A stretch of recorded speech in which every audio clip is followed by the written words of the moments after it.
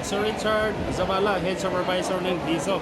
Dito po yan sa Barangay Holy Spirit Polling Center. Ang Barangay Holy Spirit Polling Center, mayroon pong apat na polling center. Barangay Holy Spirit, mayroong apat po na polling places. So ito yung number 1 sir, no? Number 2? Isa po kami sa polling precinct. Kami po yung barangay governor. So sa apat sa buong Holy Spirit. Sa barangay Holy Spirit. Pero po sa aming cluster, sa aming group, tatlo po yung minamonitor namin. Barangay Governor, yung isa po is BFO. BFO, saka yung isa po Mapayapa. Mapayapa. Yun. Sir, kumusta po ang sitwasyon ngayong araw mula nung inumpisahan kaninang alas 7 ng umaga? Meron bang mga untoward incident? May mga alingas-ngas ba na mga vote buying dyan sa mga gilid-gilid or mga flying voters? Meron ba kayo namataan? So far naman po, naging peaceful, no? Peaceful yung ating voting ngayong araw. Ngayon po, kung makikita nyo po, sakto yung pagdating nyo, magsasara na po ang ating polling precinct, no? At 3 o'clock, yan po. 1 minute. So far, naging mapayapa, no? Ang ating election ngayon dito sa Barangay Covered. Nagulat nga po kami na parang nakakapanibago kasi parang ang bilis makapagboto ng mga tao. Pagdating po sa pila, wala naman kami masyadong naging problema kasi siguro malaking factor po yung pagtutulungan ng komunidad. Tama. Yung pagtutulungan ng ating mga kapulisan, ng ating mga kabarangay dito sa atin, lahat po, no? Nakialam, tumulong para po maging mapayapa, no, yung ating pagboto sa ating presinto ngayon. Sir, sa Covered Court. gaano po karami, ilang libo po ang registered voter? Dito lang ho sa Covered Court Barangay. Okay po. Sa pagdating po sa dami, hindi po namin masasabi, no? Pero po ang pwede namin masabi yung bilang ng clusters. Meron po tayong 31 clusters 31. and meron po tayong 61 precincts. Yan po yung dami na kinikater natin dito sa Barangay Covered Court. So, sa tingin niyo po, base sa yung analyzation ngayong hapon, ilang percent bang bumoto? Kasi hindi naman lahat bumoboto kahit registered. Sa inyong tansa? Parang sa estimate po siguro namin kung sa total number of votes, siguro nasa half. No? Half. Yung total population. Kasi nagulat po kami, unlike nung national, na talagang hanggang gabi, no? Talagang pinapapila namin sila, no? Inaalalayan namin sila para makaboto. Pero ngayon po parang nagulat kami na parang ang bilis. Dahil sa bilis tayo, parang nakikita namin hindi ganun karami yung bumoto ngayon sa barangay.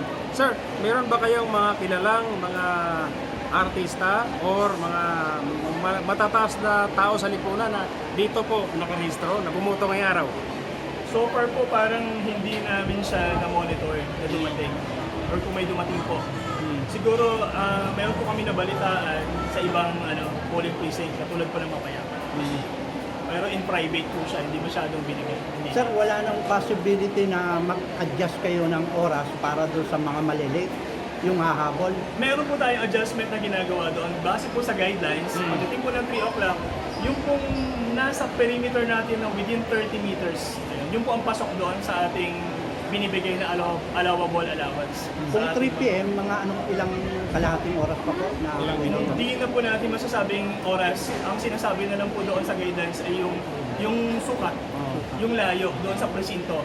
Ang binigay po sa ating guidelines is 30 meters. So yung mga tao po, pagdating ng closing time na 3 o'clock, yung nasa 30 meters na radius, yun po yung makakasok. So, paano dito sir? Kasi parang may bakod o may kural.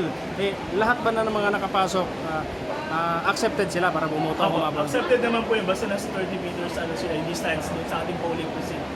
Meron na po tayong coordination na ginawa sa mga kapulisan na yun po, sila po yung aalalay doon sa mga tao yun na makakaabot po sa binigay nating allowance Sir, sa distance. ilan po ang mga katulad mo na taga-DepEd or ilan po ang bilang ninyo na nag-volunteer dito sa Kung lugar? meron po tayo sir na 31 clusters, times 3 po yun, yung kabuuan. Yung po ang bilang ng mga teachers na tumulong, no, para maisaganap yung ating election dito sa Barangay Covered. Almost Tatlo 100. bawat room, sir. Bawat clusters po, meron Cluster. tayong 3 teachers na nakaupo. So, meron ka bang sir, inipanawagan o personal mo na mensahe para po sa mga alas 3 na pala ngayon. Anong i-announce mo ngayon dito sa... Siguro po, ang aming pakiusap na lang, no? Ang pakiusap na lang po namin sa lahat, no? Dahil tayo po ay magkakanbasing na, hinihingi po namin ang ang tahimik, no, na pagsuporta. Mm. At yung siguro may mga poll watchers po na hindi natin maiwasan, hindi mga makukulit. Ang pakiusap na lang po namin na sana kung papasok po at accredited kayo, ipakita po ang inyong mga ID Mm. at ang inyong po mga appointment. Sir, pahabol, ilan ba ang mga volunteer poll watchers kada kandidato na ang allowed? Ang alam ko po, kapag ikaw ay kandidato, you are allowed na meron kang isa. Kada kandidato, Poll watcher. mapakapitan ka or Opo. Kagawad. kagawad, isa. Dapat may And isa. iski. Dapat may isa, bawat kandidato. Pero dito naman po, ang maganda, kasi napapakiusapan natin yung mga poll watchers. Mm. Na kung marami na, o nadodoble na, at least magbigayan po. Mm.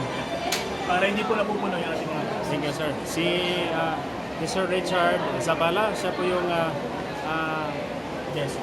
DESO head sa Holy Spirit Covered Court Polling Center. Sir, base doon sa ano, Nasa yun yung Sir, pa-picture mo